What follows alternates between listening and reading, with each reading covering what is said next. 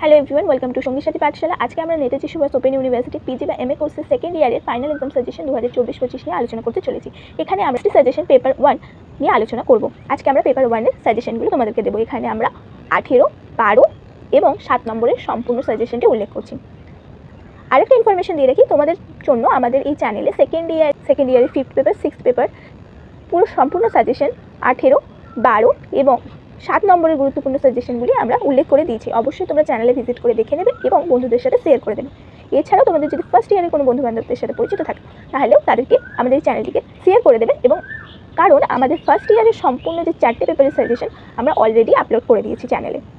তো চলো বেশি দেরি না করে সাজেশনটি দেখে নেওয়া যাক। প্রথমে রয়েছে আমাদের 18 নম্বরের প্রশ্নের সাজেশন। প্রথম প্রশ্ন হচ্ছে, ঊনবিংশ শতাব্দীতে ভারতে নারী প্রশ্ন কেন একটি কেন্দ্রীয় বিষয় হয়ে দাঁড়িয়েছিল? 2 নম্বর প্রশ্ন, ঊনবিংশ শতাব্দীতে নারী প্রশ্নের সঙ্গে কিভাবে সামাজিক সংস্কারের বিষয়টি জড়িয়ে গিয়েছিল বা জড়িত হয়ে গিয়েছিল? 3, সামাজিক ইতিহাসের বিষয় হিসাবে বিংশ শতাব্দীতে ভারতের নারী ইতিহাস চর্চার ধারা ও গুরুত্ব বিশ্লেষণ করো। এখানে প্রত্যেকটা কোশ্চেন কিন্তু খুব গুরুত্বপূর্ণ এবং গুরুত্ব অনুসারে আমরা এখানে স্টার চিহ্নের দ্বারা চিহ্নিত করে দিয়েছি। 4 নম্বর প্রশ্ন, ঊনবিংশ শতাব্দীর বাংলায় কণিকা ও বাবু সম্পর্ক কিভাবে ব্যাখ্যা করবে? 5, ঊনবিংশ শতাব্দীতে স্ত্রী শিক্ষা বিকাশের বিভিন্ন পর্যায়গুলি লেখো। 6, একটি নতুন বিষয় হিসাবে পরিবেশ ইতিহাসের প্রাসঙ্গিকতা আলোচনা করো। ভারতের ইতিহাসের ক্ষেত্রে এটি কেন এবং কিভাবে গুরুত্বপূর্ণ ছিল? 7 নম্বর প্রশ্ন, পরিবেশ ইতিহাস একটি সম্পূর্ণ নতুন বিষয় অথবা অন্য ইতিহাস রচনার একটি উপশাখা তোমার বক্তব্যের সপক্ষে যুক্তি দেখাও। অথবা এই প্রশ্নটা এমনভাবেও আসতে পারে যে পরিবেশ ইতিহাস একটি সম্পূর্ণ নতুন ধারা ইতিহাস রচনার ক্ষেত্রে না, এটি ইতিহাসের একটি উপশাখা। 8 নম্বর প্রশ্ন, জওহরলাল নেহেরুর বিজ্ঞাননীতি সম্পর্কে যা জানো লেখো, অথবা স্বাধীন ভারতের নেহেরুর বিজ্ঞাননীতি সম্পর্কে প্রবন্ধ লেখো। 9, ইস্ট ইন্ডিয়া কোম্পানির শাসন অধীনে ভারতে বিজ্ঞানের অগ্রগতি ব্যাখ্যা করো। 10 নম্বর প্রশ্ন, আধুনিক ভারতের পরিবেশ ইতিহাস রচনার একটি সাম্প্রতিক গুরুত্বপূর্ণ অবদান মূল্যায়ন করো। 11 নম্বর প্রশ্ন, ব্রিটিশ ভারতের জনস্বাস্থ্য নীতি প্রবর্তনের পিছনে কী কী উপাদান কাজ করেছিল? এই নীতির মূল বৈশিষ্ট্যগুলি উল্লেখ করো। 12 নম্বর প্রশ্ন, তুমি কি মনে করো ভারতে যে কলেরা সংক্রান্ত ব্রিটিশ নীতি, কথাটা হচ্ছে নীতি, রাজনৈতিক মাত্রা ছিল? বক্তব্যের সমর্থনে যুক্তি উপস্থিত করো। 13 নম্বর প্রশ্ন, 19 শতকে ভারতের শিক্ষা বিস্তারের ক্ষেত্রে খ্রিস্টান মিশনারিদের ভূমিকা উল্লেখ করো। 14, উপনিবেশিক শিক্ষা সংস্কার নীতির প্রেক্ষিতে মেকেলের ভূমিকা আলোচনা করো। শিক্ষা সংস্কারের প্রেক্ষিতে প্রাচ্যবাদী ও পাশ্চাত্যবাদীদের দ্বন্দ্বের বিতর্কটি আলোচনা করো। প্রত্যেকটা প্রশ্ন খুব গুরুত্বপূর্ণ, যেহেতু 7A যে পেপারটা, এগুলো একটি স্পেশাল পেপার, সেই সাথে অনেকটা পেপারগুলো, তাই একটু বেশি পড়তে হবে তোমাদেরকে। এরপর 15 নম্বর প্রশ্ন, বাংলার মঞ্চ অভিনয়ের ক্ষেত্রে মঞ্চ অভিনয়ের ইতিহাসে রবীন্দ্রনাথ ঠাকুরের ভূমিকা মূল্যায়ন করো বা আলোচনা করো। 16 নম্বর প্রশ্ন, গণনাট্য সংঘের আন্দোলন সম্পর্কে লেখো। এই প্রশ্নগুলো যেমন 18 নম্বরের জন্য খুব গুরুত্বপূর্ণ, সেই সাথে 12 নম্বরের জন্য গুরুত্বপূর্ণ, অবশ্যই ভালো করে পড়বে। 16 নম্বর প্রশ্ন, গণনাট্য সংঘের নাট্য আন্দোলন সম্পর্কে লেখো। 17, বিংশ শতাব্দীতে থিয়েটারের বিবরণ সম্পর্কে যা জানো লেখো। 18 নম্বর প্রশ্ন, শিল্পকলার ক্ষেত্রে জাতীয়তাবাদী চেতনা কীভাবে গড়ে উঠেছিল তা উল্লেখ করো। 19 নম্বর, ঔপনিবেশিক ভারতের দলিত আন্দোলনের একটি সংক্ষিপ্ত রূপরেখা বর্ণনা দাও। এই প্রসঙ্গে আম্বেদকরের ভূমিকা উল্লেখ করো। 20 নম্বর প্রশ্ন, তুমি কি মনে করো যে ঔপনিবেশিক ভারতের সামাজিক ইতিহাসে খেলা ও সাম্প্রদায়িকতার মধ্যে সম্পর্ক দেখতে পাওয়া যায়?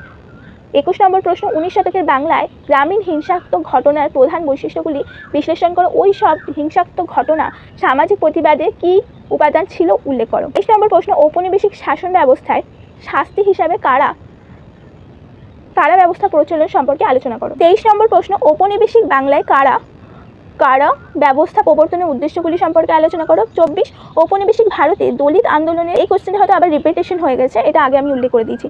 25 নম্বর হচ্ছে 19 শতকে ঔপনিবেশিক ভারতে কৃষক আন্দোলনের প্রেক্ষাপট ব্যাখ্যা করো। 26 নম্বর প্রশ্ন, ভারতের শ্রমিক ইতিহাস চর্চার প্রাথমিক পর্বের বর্ণনা দাও। মার্ক্সবাদী ঐতিহাসিক ইতিহাস রচনায় কী নতুনত্ব এনেছিল? 27 নম্বর প্রশ্ন, রামকৃষ্ণ বিবেকানন্দ আন্দোলনের বৈশিষ্ট্য আলোচনা করো। 28 হচ্ছে বিধবা বিবাহ আন্দোলন সম্পর্কে লেখো, অথবা 19 শতকে বাংলায় বিধবা বিবাহ বিষয়ে একটি প্রবন্ধ লেখো। এবং 29 নম্বর প্রশ্ন, ঔপনিবেশিক ভারতের বিদ্যালয় শিক্ষার মূল ব্যবস্থার মূল বৈশিষ্ট্যগুলি উল্লেখ করো। বিদ্যালয় শিক্ষা ব্যবস্থার মূল বৈশিষ্ট্যগুলি উল্লেখ করো। এই 29টা প্রশ্ন ছিল 18 নম্বরের গুরুত্বপূর্ণ সাজেশন, যেগুলো তোমাদের 12 নম্বরের জন্য খুব ইম্পর্টেন্ট হতে চলেছে। এরপরে আমরা 12 নম্বরের সাজেশনটি দেখে নেব। প্রথম প্রশ্ন রয়েছে, ঊনবিংশ শতাব্দীর প্রারম্ভে নারী জাতির অবস্থা বিশ্লেষণ করো। ঔপনিবেশিক যুগের নারীর ভোটাধিকার আন্দোলন সম্পর্কে আলোচনা করো। 3 নম্বর প্রশ্ন, নারী এবং রাজনৈতিকীকরণ দুটি শব্দবন্ধনী কি পরস্পর পরিপূরক ছিল?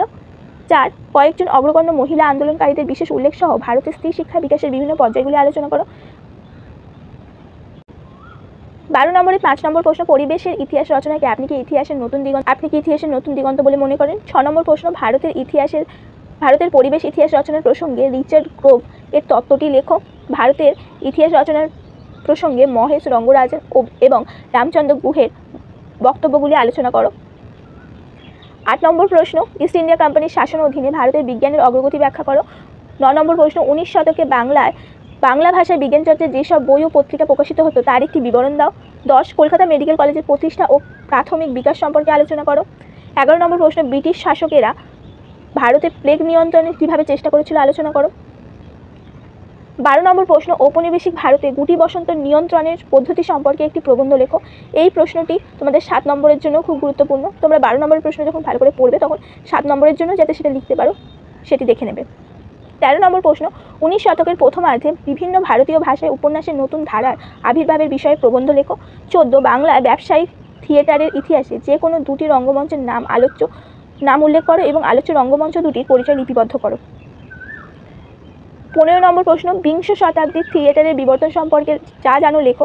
16 নির্বাক যুগে ভারতীয় চলচ্চিত্র জগৎ সম্পর্কে লেখো। 17 বাংলায় চলচ্চিত্র শিল্প আন্দোলনে কীভাবে সত্যজিৎ রায় একটি নব যুগের সূচনা করেছিল সেটি আলোচনা করো। 18 নম্বর প্রশ্ন, ঔপনিবেশিক ভারতে খেলা ও জাতীয়তাবাদের অন্তর সম্পর্ক আলোচনা করো। 19 নম্বর, ঔপনিবেশিক ভারতে আধুনিক খেলাধুলার বিকাশের প্রেক্ষাপট আলোচনা করো। 20 গ্রামীণ হিংসাত্মক ঘটনার চরিত্র বিশ্লেষণ করো, তাদের সামাজিক উৎস আলোচনা করো। 21 ব্রিটিশ আইনের শাসন কি ফৌজদারি বিচার ব্যবস্থার ক্ষেত্রে কোনো গুরুত্বপূর্ণ পরিবর্তন আনতে পেরেছিল সেই বিষয়ে যা জানো লেখো। 22 নম্বর প্রশ্ন, কয়েদিগণের পৃথকীকরণ চিন্তা কেন উপলব্ধি হয়েছিল। 23 সতীদাহ আন্দোলন সম্পর্কে আলোচনা করো। 24 সমাজ সংস্কার আন্দোলনগুলির সীমিত সাফল্য সম্পর্কে আলোচনা করো। 25 সংস্কৃতায়ন সম্পর্কে শ্রীনিবাস তত্ত্বটি আলোচনা করো, এটি কি প্রতিবাদ আন্দোলন ছিল সে বিষয়ে লেখো। 26 নম্বর প্রশ্ন, গান্ধী আম্বেদকরের মধ্যে পুনা চুক্তির তাৎপর্য ও গুরুত্ব আলোচনা করো। এই ছিল তোমাদের 12 নম্বরের গুরুত্বপূর্ণ 26টা প্রশ্ন, যেগুলো তোমাদের 7 নম্বরের জন্য খুব গুরুত্বপূর্ণ হতে চলেছে। এরপর আমরা 7 নম্বরের গুরুত্বপূর্ণ সাজেশনগুলি দেখে নেব। প্রথমেই রয়েছে ঊনবিংশ শতাব্দীর